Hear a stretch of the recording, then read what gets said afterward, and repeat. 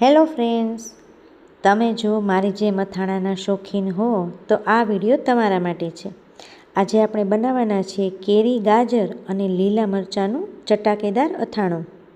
તો એના માટે અહીંયા એક મોટો કપ ગાજરના અધકચરા ટુકડા કરી અને ચોપર મશીનમાં ચોપ કરી લીધા છે.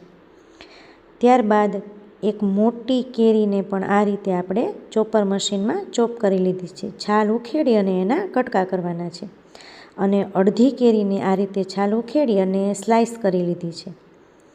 અને 5 થી 6 તીખા મરચાંને પણ આ રીતે સ્લાઈસ કરી લીધા છે.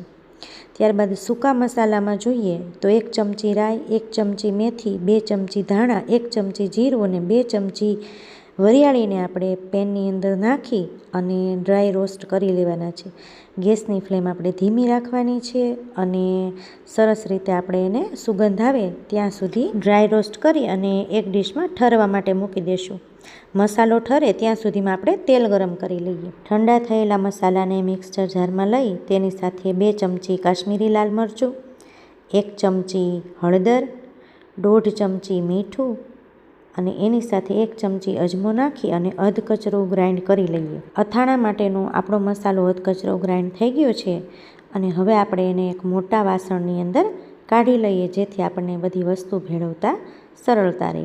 અને આ મસાલાને વાસણની અંદર આપણે પોળો કરી દેવાનો છે અને વચ્ચે સેજ જગ્યા કરી દેવાની છે. અને વચ્ચેની બાજુએ આપણે એકદમ સ્ટ્રોંગ હોય એવી 2 ચમચી હિંગ છે એ નાખી અને તેલ માટે જગ્યા કરી દઈએ. તો આ રીતે મસાલામાં હિંગ નાખી અને એકદમ ગરમ ન હોય એવું સામાન્ય ગરમ હોય એવું તેલ આપણે એની અંદર નાખવાનું છે. જો આપણે વધારે તેલ ગરમ કરશું તો મસાલો છે બળી જશે.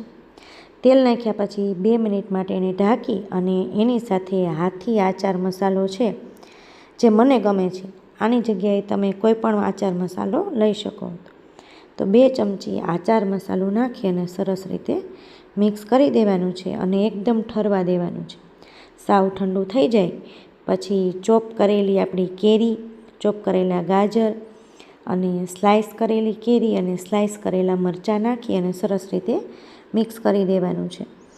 તો આ રીતે જે અથાણું આપણું તૈયાર થશે એ એકદમ નવી વેરાયટીનું થશે અને તમને દાઢે લાગી જશે એટલું સરસ ટેસ્ટ આવે છે આ અથાણાનો.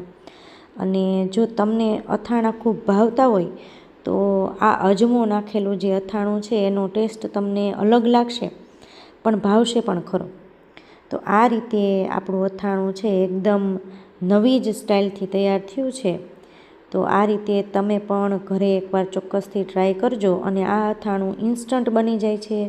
જો બધી વસ્તુઓ રેડી રાખીએ તો 10 મિનિટની અંદર આપણું અથાણું છે એ સરસ તૈયાર થઈ જાય છે. આમાં તેલ પણ ઓછું જોઈએ છે અને મસાલા પણ ઓછા જોઈએ છે. તો આ રીતે ચોક્કસથી એકવાર ટ્રાય કરજો.